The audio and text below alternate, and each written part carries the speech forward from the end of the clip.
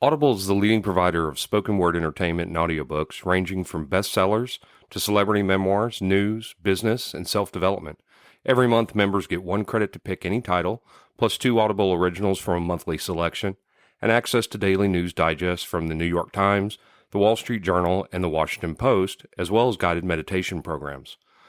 Between a full-time job in IT and a full-time job in podcasting, it gets harder and harder to sit down and read the books I'm interested in. This is where Audible comes in. I can listen on my daily commute, relaxing, or while out running errands and still get in the books I've been wanting to get into. You can download titles and listen offline anytime, anywhere. The app is free and can be installed on all smartphones and tablets.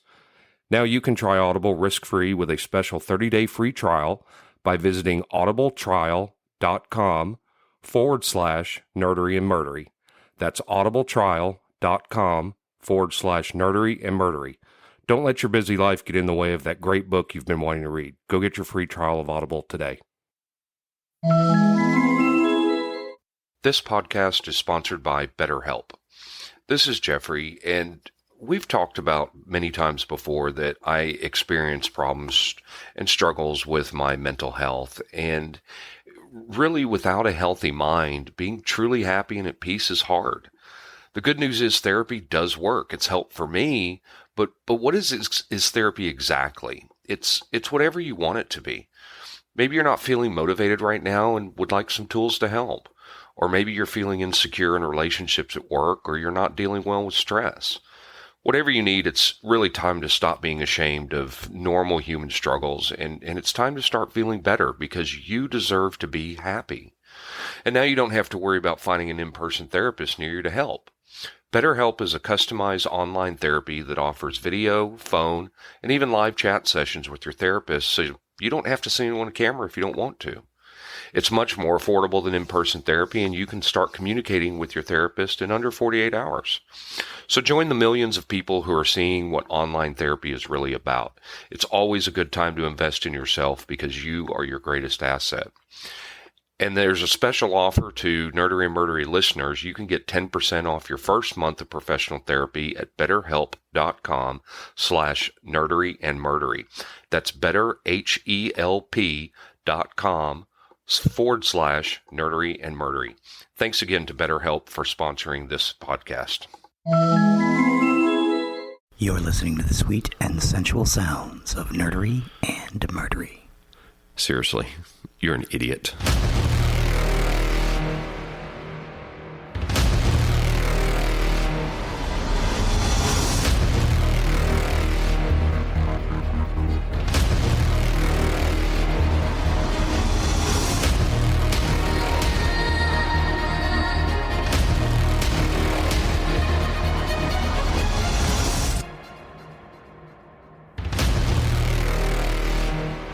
All right, welcome to episode 63 of Nerdery and Murdery.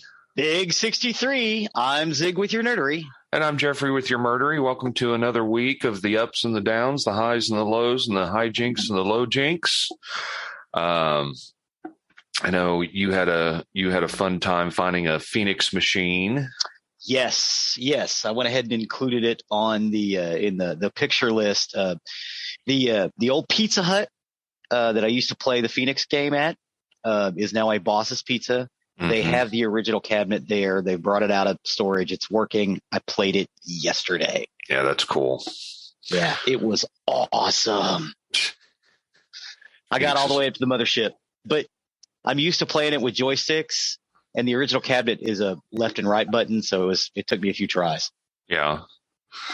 Phoenix was a cool game, so that's fun. That's fun that you found that. That's cool. Yep. Cool. Well, I will let you take over with the nerdery side of the house. Well, awesome. Today we're going to talk about Mego Toys. The Mego Corporation is an American toy company that in its original iteration was first founded in 1954. Originally known as a purveyor of dime store toys, in 1971 the company shifted direction and became famous for producing licensed dolls, including the long-running World's Greatest Superheroes line, Celebrity Dolls, and Micronauts toy line. For a time in the 70s, their line of 8-inch scale action figures with interchangeable bodies became the industry standard. However, in 1982, Mego filed for bankruptcy, and by 1983, the Mego Corporation ceased to exist. Today, Mego dolls and playsets can be highly priced collectibles, with some fetching hundreds or even, in some cases, thousands of dollars, depending on the rarity in the collectible market. Now these were the bigger Yes. toys, right? Yes, the 8-inch. Now they did do some 3.25-inch toys toward the end in the 80s, and Mego has come back recently. So they're also producing the bigger toys and the smaller 3/4-inch. One of the reasons why I wanted to do Mego is you and I were into Star Wars and G.I. Joe and stuff like that, right? Right. Randy was into Planet of the Apes. Yeah. And Mego did Planet of the Apes. Matter of fact, for his birthday last year, I ordered him a couple of Planet of the Apes. I haven't ordered him for his birthday this year because they haven't released any new ones. So they're supposed to be releasing some here in the next month or so, and I'm probably going to order another Mego doll for him to have. He's got it displayed in his living room on the shelf very prominently. I got him a Dr. Zaius and a Cornelius. That's cool. So yeah, the Mego was basically hot. They got a deal with Marvel and DC to produce superhero figures, superheroes and villains, which was unheard of, or what would be unheard of now. But yeah, they were producing both. You could get a Spider-Man and a Batman. Yeah, I'm looking at their website because as you said, they're back in business. Yes. And relaunched in 2018 and selling new action figures. Yes, they are. They've got the 8-inch. I think they've got the small too. Oh, they got 14-inch ones now. Yeah, they got the big ones. I know. Yeah, they're doing the DC, and they've got a license to do Star Trek. Now, Back in the day, they were the ones who did the Star Trek action figures and playsets. But as you said, in July 2018, the newly formed Mego Corporation announced they would be producing a limited run of their classic style clothed dolls in the traditional 1/9 scale, as well as some 1/5 figures sold exclusively through Target. So that would be the 14-inch figures. These dolls, which include recreation of dolls released in the 70s, began seeing release later that year. Mego was founded in 1954 by David Abrams and Madeline Abrams. The company thrived in the 50s and early 60s as an importer of dime store toys until the rising cost of newspaper advertisement forced Mego to change its business model. In 71, the Abrams' son, Martin, or Marty as he is known, a recent business school graduate, was named company president. Now, the new Mego Toys is run by Marty Abrams. He got it back. Now, under Marty's direction, the company shifted its production to dolls with interchangeable bodies. Generic bodies could be mass-produced, and different dolls created, interposing different heads and costumes on them. And this was the industry standard for a long time. It even affected how Hasbro was doing G.I. Joe when they went to the flocked hair dolls. Mm-hmm. Yeah, they didn't make a separate body. They had like 4 or 5 bodies that they used, and they just stuck different heads on them, in different color palettes. But it seemed to work for them for a long time. In 72, Mego secured the license to create toys for both national periodic publications, DC Comics and Marvel Comics. The popularity of this line of 8-inch dolls, dubbed the world's greatest superheroes, created the standard action figure scale for the 1970s, which was a little smaller than the G.I. Joes. Plus, they had outfits you could put them on. Mm-hmm. And Marty's thought was, hey, we could do this like Mattel does the Barbie dolls. We could sell different outfits and stuff and different accessories that the kids could play with. And he was right. It worked. Mego began to purchase the license rights of motion picture, television programs, and comic books after this, eventually producing doll lines for Planet of the Apes, Star Trek, and Wizard of Oz. Why is that so hard for me to say? Wizard of the Oz. What's wrong with me? Mego also obtained license for Edgar Rice Burroughs and his creations such as Tarzan. Beginning in 74, Mego released the Planet of the Apes action figures. Now, I will say this. There were a couple of Planet of the Apes action figure play sets that were some of the coolest things I have ever seen. There's one in Ape City. They had one in the burnt out city from Planet of the Apes, where the last of the humans were, the last of the speaking humans were. It was incredible. Vinyl, which was odd. You just kind of opened it, it unfolded, and it was really, really cool and really well designed. Did Mego do the Star Trek transporter Yes. playset? Yes. As a matter of fact, I've included a YouTube clip of that scene with Sheldon playing with it. So during this period, Mego was also known for the lavish parties that the company threw at the annual New York American International Toy Fair, because Mego was based in New York City, which is also kind of part of their problem, being based in New York City. I'll talk about that a little bit more. In 75, Mego launched its Wizard of Oz doll with a gala whose special guests were every single member of the film's main cast that was still alive. Mego's party at the Waldorf Astoria with Sonny and Cher introducing their dolls drew 1,000 people. Both dolls were formally unveiled on the Mike Douglas show. The Cher doll was the #1 selling doll in 1976, helping make Mego the 6th-ranked American toy manufacturer based on retail sales. So yeah, remember you would see like the Fonzie dolls and the Sonny and Cher dolls. That was all Mego. Yeah, they'd buy these licenses for next to nothing, and they'd sell the dolls for $4 or $5, and Sonny and Cher or Henry Winkler and Gary Marshall would get like 50 cents off of it. So everybody was happy. So they did a bunch of these. In 1976, Marty Abrams hashed out a deal with the Japanese toy manufacturer Takara to bring their popular Lucite 3-inch fully articulated Microman figures to the United States under the name Micronauts. The Micronauts playset was incredible because everything was interchangeable. You could even take the characters apart and put them together differently. And they were the 3 1/4 inch figures, like the Star Wars figures.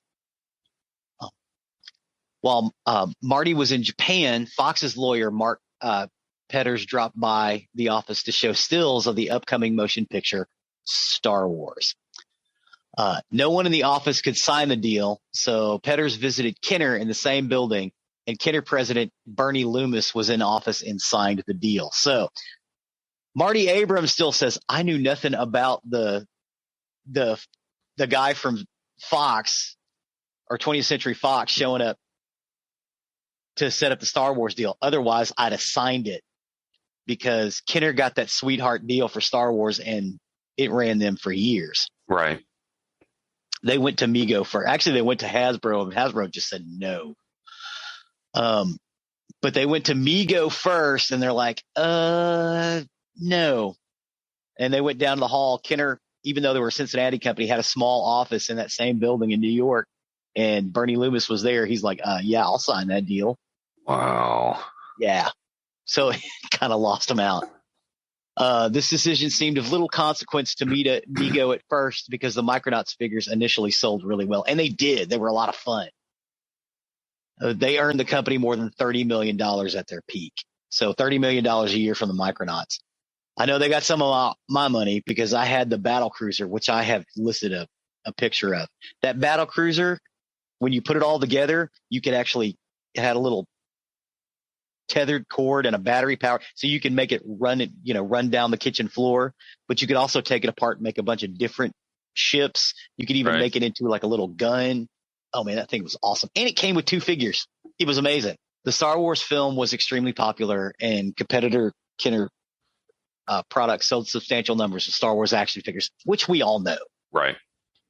But following Star Wars' huge cultural impact and Kenner's great success with its action figure line, Mego negotiated licensing for the manufacturing rights of a host of science fiction motion picture and television shows, including Moonraker, Buck Rogers in the 25th Century, The Black Hole, and Star Trek the Motion Picture. Yeah, and I had both Buck Rogers and Black Hole action figures, and I had They were great. I had I had the fighter from Buck Rogers. And it was some good stuff. Oh yeah. I would say that some of their stuff was a little more intricate than the Star Wars figures. Now, I had more Star Wars figures than I had of the other stuff. Sure. But you know, some of those Buck Rogers figures and the Black Hole figures were just incredible. They had a lot of play value. Yeah. What was the bad guy in Black Hole? Maximilian. That Maximilian robot toy. That thing got thrown in the Sarlacc pit more than Boba Fett in my house. Although the lines of Mego dolls were of much higher quality than Kenner's 12-inch Star Wars figures, which Kenner did do, none were as successful. The widespread success of Kenner's Star Wars 3 3/4 inch toy line soon made the newer, smaller sizes the industry standard, shifting sales away from the 8-inch standard popularized by Mego. So in the late 70s, Mego was earning about $100 million in sales. And around that time, Mego began shifting their focus towards electronic toys like the 2XL toy robot and Fabulous Fred handheld game player. But sales were not commensurate with the company's investments. Mego went deeply into debt. Other problems included a rat infestation in Mego's warehouse. Wow. Because they were based in New York. And, you know, they're in the late 70s. New York stopped picking up trash for a year. Same thing happened in London, which is, strangely enough, also where punk comes from. In New York and London, because they didn't pick up the trash for a year, that's where punk music kind of got its start. So I think those two things are interconnected, but maybe not. A lawsuit from Kenner over illegal appropriation of trade secrets related to the manufacture of their stretch figures in the fiscal year of 1980 and 1981. So in February 1982, the remaining staff was let go and the Mego offices were closed. And on June 14th, 1982, Mego filed for Chapter 11 bankruptcy and the company officially went under in 1983. Now in 1986, Marty Abrams co-founded Abrams Gentile Entertainment, which was a play on well, anyway, in order to retain and manage Mego's license contracts, rights, and deals. In October of 1995, AGE attempted to reclaim the Mego trademark. In March of 2002, they abandoned the effort, and in early 2009, Marty Abrams announced that AGE had reclaimed the rights to the name Mego. Mego Corporation is headquartered in Great Neck, New York, with manufacturing facilities in China and Mexico. In July of 2018, Mego Corporation premiered an exclusive line with Target for their classic 8-inch clothed action figures, as well as several 14-inch DC superhero figures at the San Diego Comic-Con, with Joe Namath on hand to autograph his own 14-inch action figure. Yeah, I forgot that. They also did sports guys, too.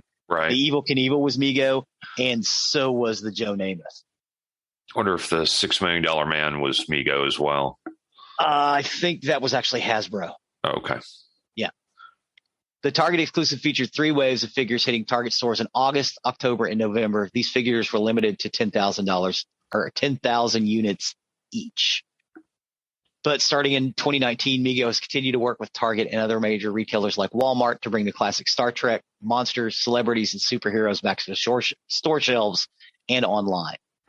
Mego created action figures for their iconic Star Trek II The Wrath of Khan movie, giving fans of that 1982 classic, because Mego had a deal to do them, but they went into bankruptcy. So we never got the Wrath of Khan figures that Mego was doing, because they were doing the 3 3/4 inch Star Trek The Motion Picture figures, and they were online to do the Star Trek II The Wrath of Khan figures, but they went under, so they couldn't do them. So we didn't get any figures for Star Trek The Wrath of Khan.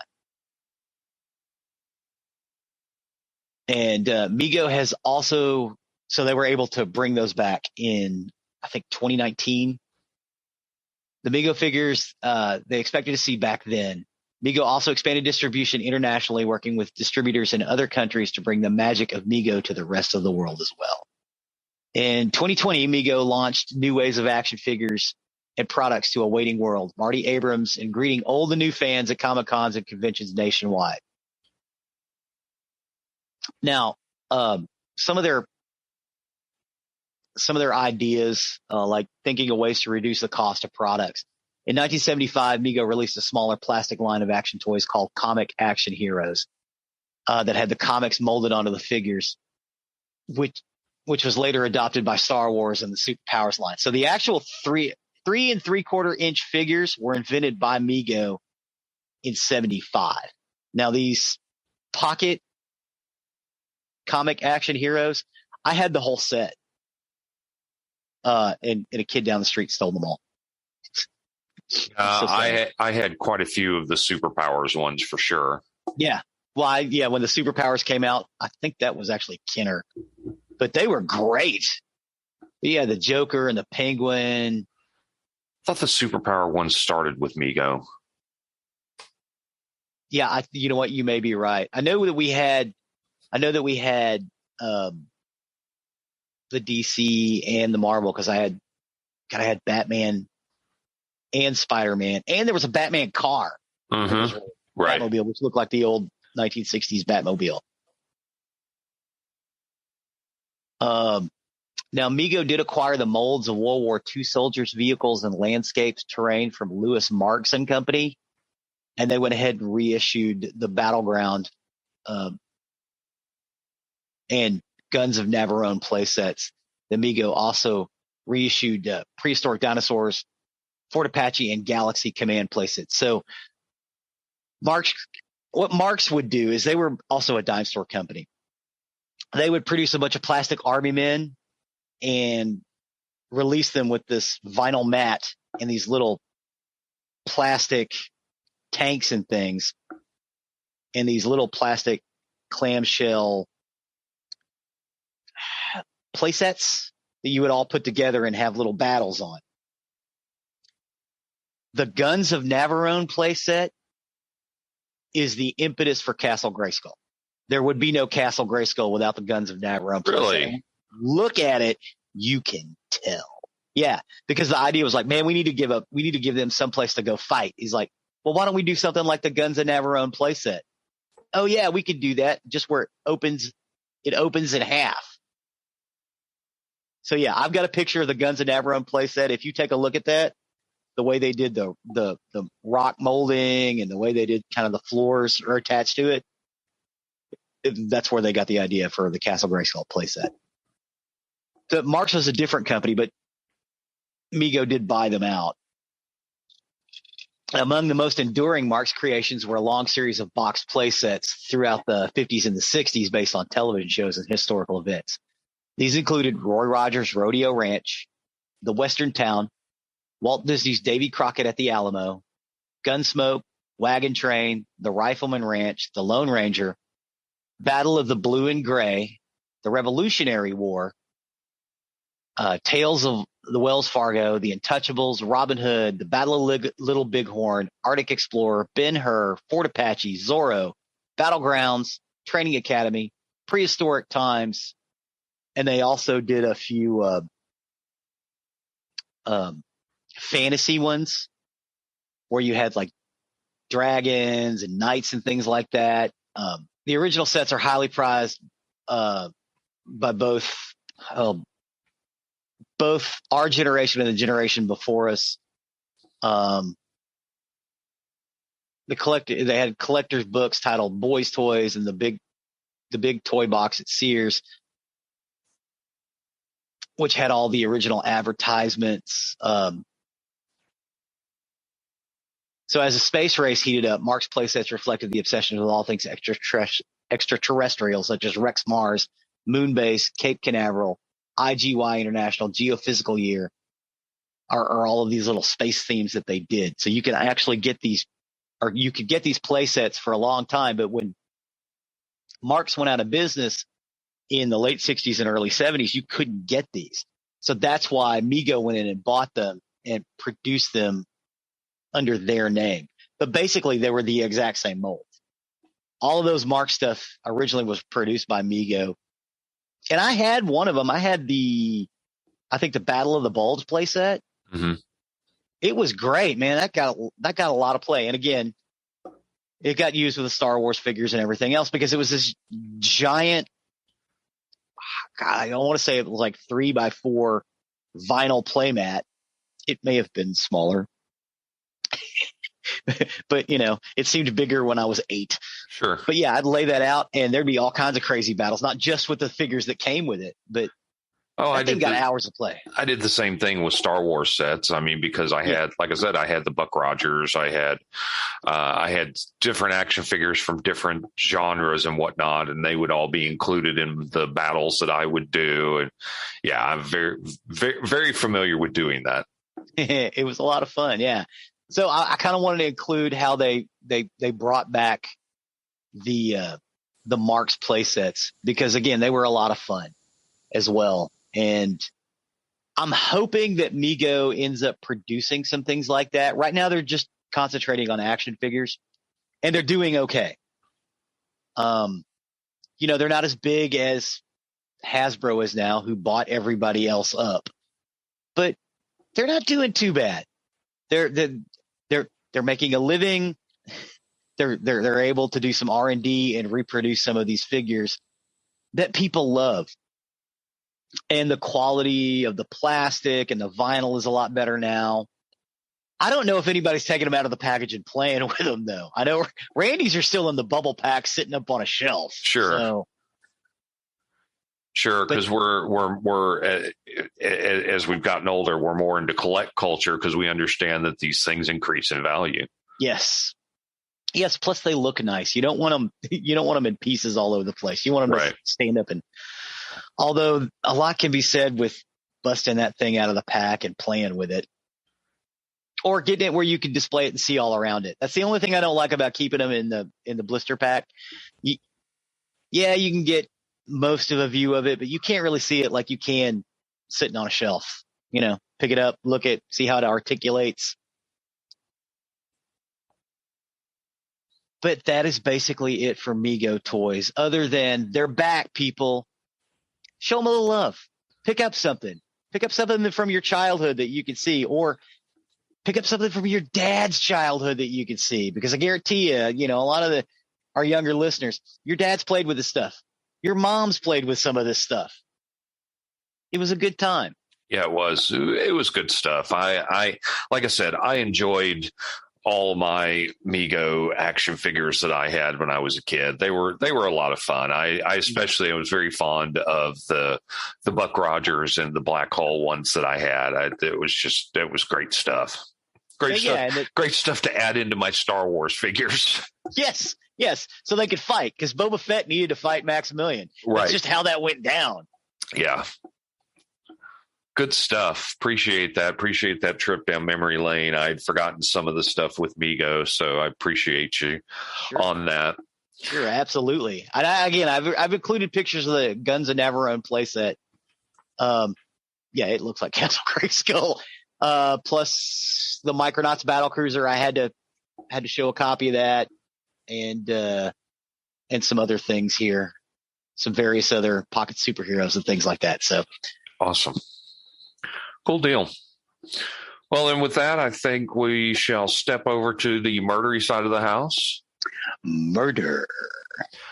For my information today, I got my information from Medium, Murderpedia, CBS News, The Famous People, and the FBI's website. And this is the story of the Longo Family Murders. The Longo Family Murders. So on December 19, 2001 in Waldport, Oregon, there was an angler who was fishing off a marina on the Alsea River, and he spotted something disturbing floating in the river. He called police, and once they arrived, they found it was the body of a young boy who was only about 3 or 4 years old, wearing nothing but his underwear. He appeared to be well-fed, healthy, and clean, with no obvious injuries other than clear cause of death or any clues to his identity. Police at first thought he had simply wandered off and accidentally drowned, and his parents would surely report him missing soon, but no one came forward. So police did the basic shoe leather work of knocking on doors and posting flyers in the small community just south of Newport. And they also released his digitally enhanced photo to the media, hoping someone would recognize the boy, and it worked. A woman named Denise Thompson told police she recognized the boy as Zachary Longo. She knew Zachary through his father, Christian Longo, whom she had worked with at a local Starbucks. She said the Longos, Christian and his wife, Mary Jane, had only moved to Yaquinta Bay, Oregon, about 6 months ago. She told police she befriended the Longos and babysat their children, 4-year-old Zachary, 3-year-old Sadie, and 2-year-old Madison. The last time that Thompson had seen Christian, he told her that Mary Jane was taking the kids and leaving him. The next shift they were scheduled to work together, he hadn't shown up, and she feared Christian, whom she knew as a devoted family man, might have taken the breakup a little too hard. So police went to the Longos' address to conduct a welfare check, and their home, which was a 1-bedroom condo right on the water, seemed a little far too expensive for someone who was only making $7.40 an hour part-time. In fact, the landlord said he only agreed to rent the Longos because Christian told him he worked for the telephone company, and now the landlord told him they were already behind on their rent. Police did go inside the condo, and it appeared undisturbed. It didn't even look like the Longos had left. Their clothes and few possessions were all still there, and they left no clues as to where they might be. So the Oregon State Police reached out to the FBI to conduct a nationwide search for the remaining Longo family. And they also sent divers into the water to search for clues where Zachary had been found. There, unfortunately, beneath the cold waters of the Alsea River near the Lint-Slow Bridge, they found Sadie's body. She had been weighted down with a pillowcase full of rocks tied to her ankle. And nearby, they found another similar pillowcase full of rocks, presumably, that had been used to weigh down Zachary's body as well. But there was still no sign of Christian, Mary Jane, or Madison. But 8 days later, Mary Jane and Madison would be found.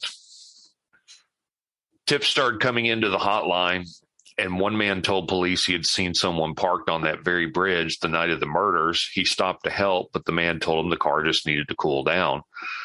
The man didn't have any details to give other than the basic description of the man behind the wheel and the red minivan that he was driving. The description matched Christian Longo. Another tip came from a housekeeper who worked at a hotel where the Longos had stayed when they first arrived in Oregon. She said she had found several important papers, including birth certificates and other records, along with Mary Jane's driver's license and the family photo albums in the trash. As investigators dug into Christian Longo's past, though, they discovered a long trail of greed, lies, and fraud. He had been born in... Is this another confidence guy? Yes, okay. It is. I'm sorry. Didn't mean to stop you, but that's okay. Christian, I see a pattern now. A little bit. Yeah. Christian had been born in 1974 and I'm going to have a hard time pronouncing this, Ypsilanti, Michigan. Sounds good. Not sure. He was born to a devout and strict Jehovah's Witness family. He was actively involved in the church and received training at a young age to participate in the door-to-door ministry. And it was at his local Kingdom Hall where he met Mary Jane Baker. Although he was several years older, the two fell in love. And in the spring of 1993, when he was 19, or I'm sorry, she was several years older. And in the spring of 1993, when he was 19 and she was 25, the two got married. Mary Jane's sister, Penny, said that Christian was a real-life Prince Charming. She further said, quote, "He made other wives jealous because Chris did all those things that a husband is supposed to do." However, in order to make payment on Mary Jane's large 3.5 carat diamond ring, Christian had stolen a little over $100 from the camera store where he worked. Later, feeling guilty, he wrote a check to reimburse the store for the money, and he also left behind a letter of resignation. However, his roommates, who are also Jehovah's Witnesses, turned him into congregation elders, and Christian was sanctioned for the theft, which meant he and Mary Jane could not marry in the Kingdom Hall. This would set the precedent for what would be an ongoing pattern of overspending and fraud. Mary Jane wanted children, and she was thrilled to become a full-time mom when Zachary, Sadie, and Madison came along. At 22, Longo took a job with the company that distributes the New York Times in Ypsilanti, and driven to succeed, he worked his way up to manager. Christian eventually developed a fondness for reading the Times, especially articles by feature writer Michael Finkel. Remember Michael Finkel, because he's going to come back into play. Okay. Once he and Mary Jane set up house, they started living the good life: new clothes, expensive electronics, resort vacations, and new cars. But he wasn't making nearly enough money to support that kind of lifestyle. The Longos were soon drowning in credit card debt. Things only got harder when Mary Jane stopped working to take care of their first child, Zachary, and 2 more children would come within the next 2 years. So Christian and his brother founded a construction cleanup business together. And while the business was moderately successful, Christian continued to spend lavishly on credit. He routinely lied to anyone who would listen about how profitable his business was, and he even convinced his father to invest tens of thousands of dollars in it. Unsurprisingly, when one of their customers was late on a payment, the whole house of cards began to tumble down. So Christian, in order to cover his tracks and continue living the good life, began writing hot checks to himself from the business and forging checks from clients.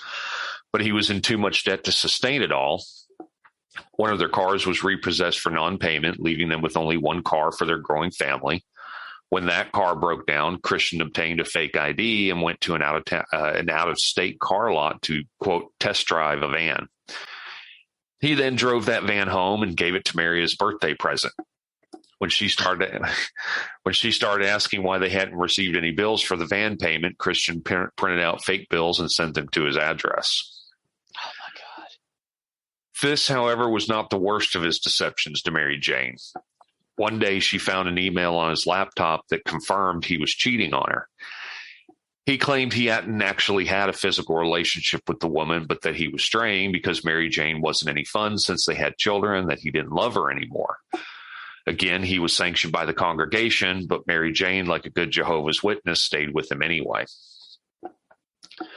Soon enough, Christian was busted for forging $30,000 worth of checks from companies that owed him money. And in September 2000, he was sentenced to 3 years probation in order to pay restitution. However, because he exaggerated his income out of his persistent concern for his appearances, he was ordered to pay restitution payments far greater than he could handle. This would lead Christian to being disfellowshipped and shunned by the Jehovah's Witnesses. Since Mary Jane was his wife, she too was shunned from the church.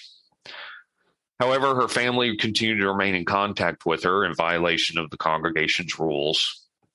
And Christian claimed that the incident led to a watershed moment with Mary Jane in which he had promised her he would be truthful and that they would straighten out their finances. But that didn't stop Christian from continuing his fraudulent ways. While on probation, he managed to get a credit card in his father's name without his knowledge and ran up over $100,000 in debt, including another ill-gotten present to Mary Jane, which was laser eye surgery. And then he also purchased scuba lessons for himself. 7 weeks after his conviction, he packed up the family and moved them to Toledo, Ohio, to an old warehouse without a kitchen or adequate plumbing. Christian said that they needed to make a fresh start. He told Mary Jane he would renovate the space to make an apartment, and after the move, Mary Jane drifted out of touch with her family. Her sister, Sally Clark, managed to find them by driving to Toledo, canvassing the area, and she spotted their dog outside of the warehouse. She spoke to Mary Jane to make sure everything was all right, but Mary Jane refused to leave her husband and return to Michigan. It was here that Christian would continue his criminal ways. He was cashing forged checks and fencing stolen tools from the warehouse to pay rent. This scam was busted soon enough, but by the time the police showed up at their home, the family was gone. They had apparently left in a hurry without even packing. Most of their belongings were left behind, including Mary Jane's wedding dress and photo albums. Oh, wow. Soon, Mary Jane's cell phone was disconnected for non-payment, and unable to contact her and fearing for her safety, Mary Jane's family made a missing persons report on her and the children. What they didn't know is that the family was on the run from the law, driving around the country in a stolen minivan and a stolen SUV and staying at cheap hotels and campsites.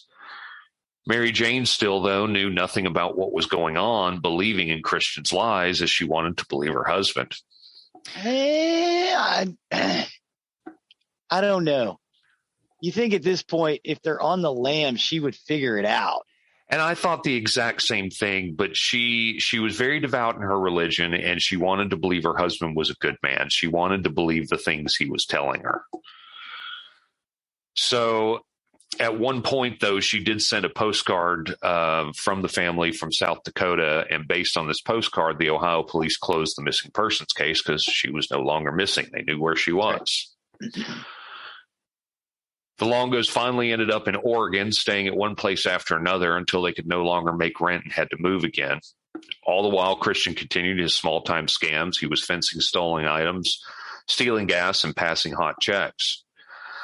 That's when he got the job at Starbucks, the first real job he'd had in a long time, which is where he met Thompson. Still trying to create the illusion of a successful man, he claimed he actually had a fortune from some internet something and was just working at Starbucks because he liked the coffee. But the income wasn't enough to support a family of 5. The rent wasn't paid, and there weren't enough groceries to feed the kids. On the evening of December 16, 2001, Christian stood on his balcony looking over the water, knowing they were going to be evicted yet again, but reluctant to tell his wife. And he would later say this night was, quote, the beginning of the end. On December 27th, divers were sent into the water near the Longo's condo. There they found 2 suitcases, one of which had human hair floating out of it. Inside was the nude body of Mary Jane Longo, bruises in the shape of hands around her neck. And inside the second was the body of Madison, along with some clothes and a dumbbell to weigh her down. Autopsies later determined the 4 victims had likely died of asphyxia, and there was evidence of blunt force trauma on the face of Mary Jane. Initially, Christian was sought for questioning, but the next day he was wanted for the murders of his wife and the 3 children and became the 469th person on the FBI's top 10 most wanted list, putting him right alongside Osama bin Laden. They soon caught a lead, though. He had applied for a job at a Starbucks in San Francisco. Agents staked out the Starbucks, but Christian never returned. Then they discovered he'd used a stolen credit card to buy an airline ticket to Texas and from there to Cancun, Mexico. So now the FBI had to work with the Mexican authorities to find and apprehend Christian. One of their first steps was to plaster the areas in and around Cancun with flyers containing Christian's face and a hotline to call. And surprisingly, within 48 hours, they got 2 hits. One was from a Canadian tourist who said she saw him in Cancun, and the other was from a Mexican tour guide who remembered him talking to Christian, who said his name was Mike on a snorkeling tour. The guide had taken Mike back to his camp and so was able to tell police exactly where he was staying. Often when 2 countries have to work together to apprehend a criminal, things don't always move quickly, and it took time to iron out all the bureaucratic details. Officers were finally able to put Christian under surveillance. There on the sunny beaches of Mexico, the man who had murdered his wife and 3 children just days ago was scuba diving, smoking pot, bar hopping, and romancing beautiful women. And he was telling everyone that he was Mike Finkel, a reporter from the New York Times. Interestingly, the real Please Mike... tell me that the real Mike Finkel did a story about this. Well, the real Mike Finkel had been fired already from the New York Times for fabricating a story of his own about child slavery in West Africa. Mike later said that Christian was so good at it that he could speak on my stories, his stories eloquently and convincingly. And Christian, as Mike Finkel, told people he was working there on assignment on Mayan mysticism, so he was going to the ruins throughout the area. On January 14th, 2002, after 2.5 weeks in Mexico, Christian was finally busted. When FBI and Mexican federal agents arrived at his cabana, he was smoking pot, nude, and in the bed with a German photographer he'd met at a youth hostel. Christian had conned this photographer into going with him as he worked on his supposed assignment. On March 10th, 2003, his trial began. At first, he pled not guilty on all counts, but later pled guilty to killing Mary Jane and Madison, but not Zachary and Sadie. At trial, he gave multiple conflicting explanations before settling on the classic blame the wife defense. He claimed he came home from work to find Zachary and Sadie gone and Mary Jane acting erratic. He further said that the ongoing financial distress of his family had taken a toll on Mary Jane. He said Madison was on the bed, apparently lifeless, and Mary Jane admitted to killing the other kids and putting them in the water. He said he then strangled Mary Jane to fit a rage, and when he saw Madison gasping for air, he, quote, finished her off. The jury didn't buy it. After only 4 hours, they returned guilty verdicts on all 4 counts, and he was sentenced to death. However, since Oregon currently has a moratorium on the death penalty, Christian remains in the Oregon State Penitentiary. And here's the answer to your question. After hearing about the trial, the real Mike Finkel became obsessed with the case and began corresponding and visiting Christian. He wrote about it in his memoir, True Story, Murder Memoir Mea Culpa, which was turned into the movie True Story in 2015. As he had done with everyone else, Christian at first lied to Finkel and claimed to be innocent. But years later, Christian finally admitted the truth about what happened. He said he had decided to kill his family while he was at work that day. The pressure of trying to provide for them was just too much, and he felt he needed to send them to a better place. He said that after he got off work, while he and Mary Jane were making love, he realized this would be the perfect opportunity. So he put his hands around her throat and strangled her.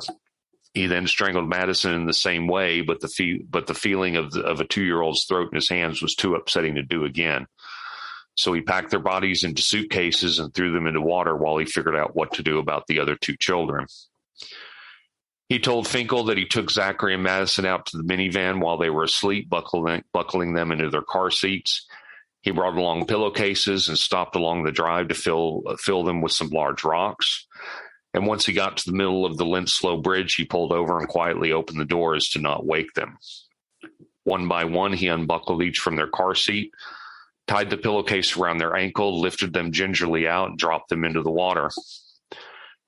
Afterwards, he went to a company Christmas party where he gave a coworker a bottle of Mary Jane's perfume as a gift, rented a movie, worked a shift at Starbucks, and played some volleyball. He only left town once Zachary's body was found.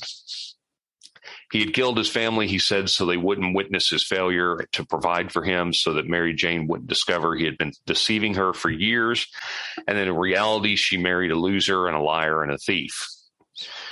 This puts him in the category of a civil, reputable family annihilator, much like John List, another family annihilator we'll cover sometime. Unlike the livid, coercive family annihilator who kills their family to maintain control or exact revenge, the civil, reputable type is obsessed with presenting the world with an image of a happy family with a successful breadwinner. They're usually nonviolent until they come to their breaking point, usually when they're about to be discovered for the frauds they are. Even after his conviction, Christian has continued pretending to be a successful stock trader so as to impress other inmates. And when last heard from, Christian Longos, who says he's irredeemable, was working to overturn laws forbidding death row inmates from donating organs. He founded GAVE, which stands for Gifts of Anatomical Value from Everyone.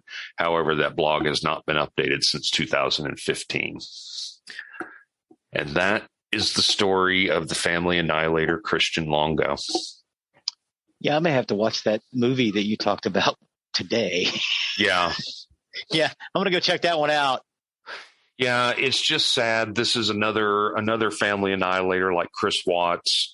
Mm-hmm. And it's sad that he puts his small children who just loved him, mm-hmm. It puts them to death. Yeah. You know, it's hard to imagine being in that mindset. It's hard to imagine. I mean, it's hard to imagine getting that far down in your life that you would get to the mindset that the sanest thing to do at that point is to simply eliminate your family. Yeah, just get rid of your entire family, wife, kids. Yeah, these family annihilators really twist up my noodle. You know, yes, I think they're important stories to cover, but at the same time, they just really twist me up because I just can't get in that mindset. I just can't. Yeah. I just can't see it.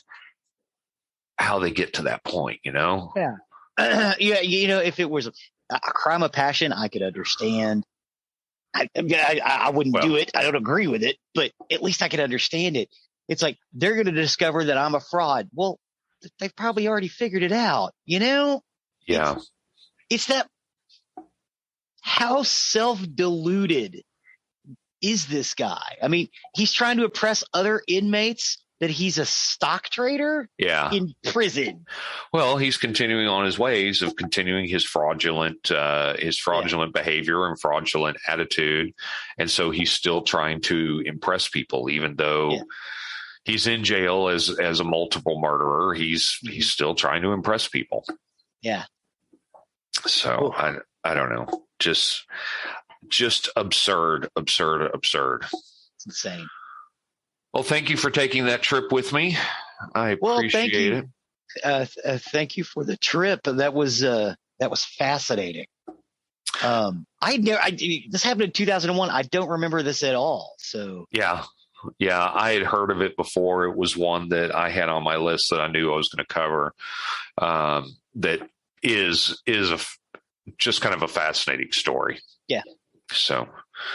All right. Well, that'll take us to the end of the recording week. As always, you can find more information on nerderymurdery.com. You can find the links to this episode, as well as pictures, if you want to get further information on the subjects that we talked about. Mm-hmm.